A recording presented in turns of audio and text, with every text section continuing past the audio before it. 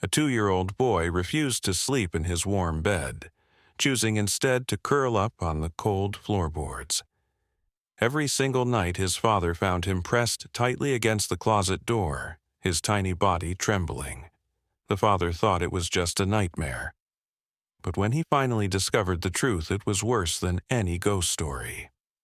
Before you watch, remember to like and subscribe so you don't miss another touching story like this one. And write in the comments where you're watching from and what time it is there. Mark put his son, Sam, into his crib, tucked him in with his favorite blanket, and turned on the nightlight. But 20 minutes later, he heard a strange thumping sound from the nursery. When Mark opened the door, the crib was empty. Sam was on the floor, curled into a tight ball, his back pressed hard against the white closet door. He wasn't asleep. His eyes were wide open, staring at the opposite wall, his breathing shallow and fast. Mark picked him up gently. "Sammy, what are you doing? It's cold down here." Sam didn't answer. He just clung to his father's neck, his grip surprisingly strong for a toddler. Mark put him back in the crib, but an hour later it happened again, and again the next night, and the night after that. No matter how many times Mark put him in bed, Sam would climb out and push his small body against the closet door. It looked like he was trying to keep the door shut, like he was physically blocking something from coming out. Mark was a single dad, balancing a high-pressure job and raising a toddler alone. He was exhausted. He checked the closet a dozen times. He moved the clothes, checked the shelves, shone a flashlight in every corner. Nothing, just tiny shirts, boxes of shoes, and toys. "See, Sammy, it's empty," Mark said, trying to sound cheerful. "Just clothes, no monsters."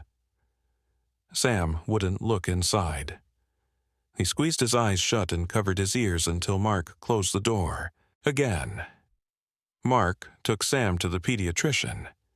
"It's night terrors," the doctor said dismissively. "He'll grow out of it."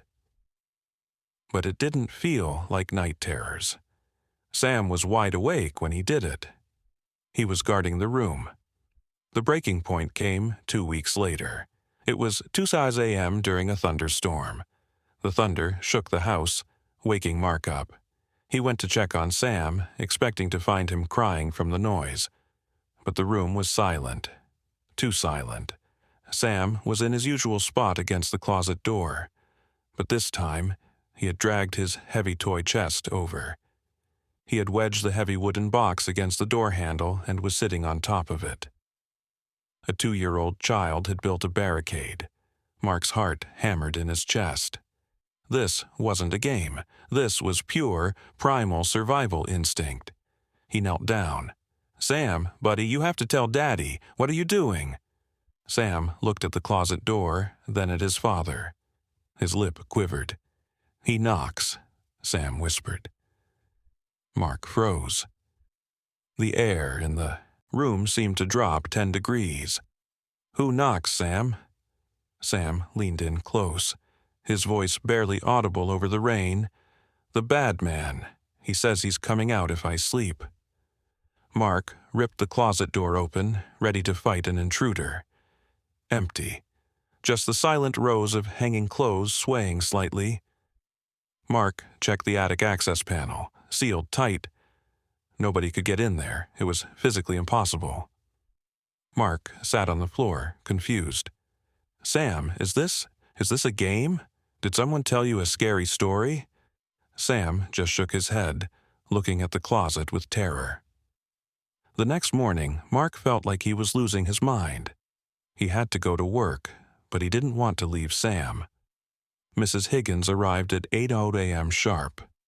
She was a sweet, elderly woman with gray hair and a warm smile. She had been watching Sam for 6 months. She was perfect. "Is everything all right, dear?" she asked, seeing Mark's pale face. "Sam is having nightmares," Mark said carefully. "He thinks there's a man in the closet." Mrs. Higgins frowned with concern. "Oh, the poor lamb. Don't you worry. I'll make sure he naps in the living room today." Mark felt guilty for even suspecting anything. She was like a grandmother to Sam. But that nagging feeling in his gut wouldn't go away. Before he left, he secretly plugged in an old nanny cam hidden inside a digital clock on the bookshelf facing the room. He drove to work, checking the live feed on his phone every 10 minutes. 9 a.m. Mrs. Higgins was reading Sam a story. 10:30 a.m. They were playing blocks. She was laughing. 12:05 p.m. She made him lunch and hummed a lullaby. Mark put his phone down, feeling stupid. "I'm paranoid," he told himself. "It's just nightmares." He stopped checking the camera. He worked the rest of the day relieved. But when he came home that evening, the atmosphere was heavy. Sam was sitting on the sofa, staring at nothing. He looked exhausted, pale. Mrs. Higgins met Mark at the door. He was a bit fussy this afternoon, but he was a good boy. Mark thanked her and paid her. But as soon as she left, Sam ran to Mark and hugged his leg tight. "Don't go," Sam whispered. Mark picked him up. "I'm not going anywhere." That night, Mark couldn't sleep. He kept thinking about Sam's pale face. At midnight, he opened his laptop. "I'll just check the recording from the afternoon," he thought, just to be sure. He scrolled through the footage. Lunchtime, playtime, everything looked normal.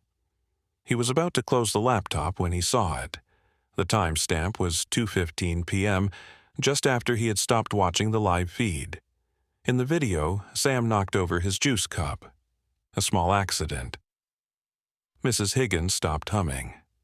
Slowly, methodically, she put her knitting down. Her face changed. The warm, grandmotherly smile vanished instantly, replaced by a cold, dead stare. She stood up and towered over the toddler. "I told you to be careful," she hissed. Her voice wasn't soft anymore. It was jagged like broken glass. Sam instantly scrambled backward, whimpering. He didn't run to the door. He curled into a ball, trying to make himself invisible. Mrs. Higgins grabbed him by the arm, pulling him up firmly. "You know the rules, Samuel. Messy boys go to the hole." Mark watched in horror as she dragged his son toward the closet. "No, no!" Sam screamed, digging his heels into the carpet. She threw the closet door open, and then she did something that made Mark's blood freeze in his veins. She knocked on the inside of the closet wall. Knock, knock, knock. Then she changed her voice. She made it sound deep, gravelly, terrifying. "Is he being bad again? Do I need to come out and take him away forever?" She growled, throwing her voice like a ventriloquist. Sam shrieked in pure terror. "Please," the toddler begged. "I'll be good." "You better be," Mrs. Higgins said, her own voice returning. She pushed him inside the dark closet among the hanging coats and slammed the door. Then she leaned a heavy chair against the handle so he couldn't get out. 20 minutes, she said calmly, sitting back down to knit like nothing happened.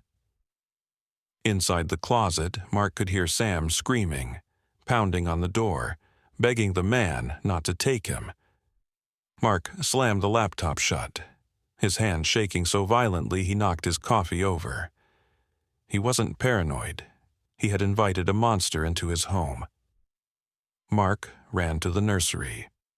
Sam was asleep against the closet door again. Mark woke him up, tears streaming down his face.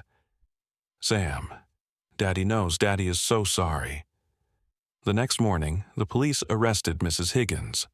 The footage was all the proof they needed. That same afternoon, Mark took a screwdriver to the nursery. While Sam watched, Mark took the closet door off its hinges and threw it in the garage. "Look, Sam," Mark said. "No door, no darkness, nothing can hide there anymore." It took months for the nightmares to stop, but eventually Sam slept in his bed again. Mark realized that the scariest monsters aren't ghosts. They are the people we trust with the most precious things in our lives, and sometimes you have to look closely to see the truth hiding behind a smile. Did you enjoy this story? If you saw your child sleeping against a door, would you have investigated?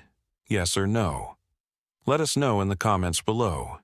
If you liked the story, subscribe to this channel and leave a like. Thanks so much for listening. See you in the next video. Have a great day.